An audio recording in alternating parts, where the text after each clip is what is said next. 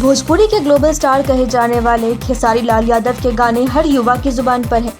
अब स्टार का एक और गाना दर्शकों के बीच धूम मचाने को तैयार है, जिसकी जानकारी एक्टर ने अपने इंस्टा पर पोस्ट शेयर करके दी है। इस एल्बम में उनके साथ वायरल गर्ल काजल नजर आने वाली हैं।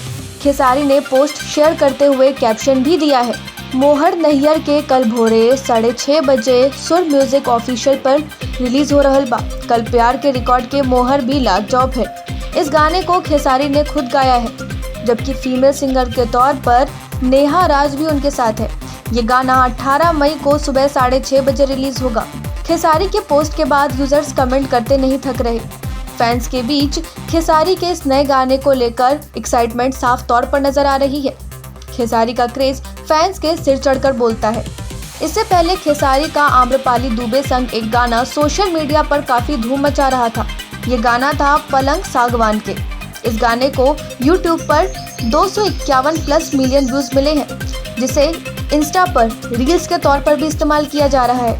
इसमें कोई शक नहीं कि खेसारी के गाने अक्सर धूम मचाते हैं, तो क्या ये गाना भी दर्शकों के दिल में जगह बना पाएगा? हमें कमेंट में जरूर बताएं और चैनल को लाइक, शेयर, सब्सक्राइब करना ना भूलें।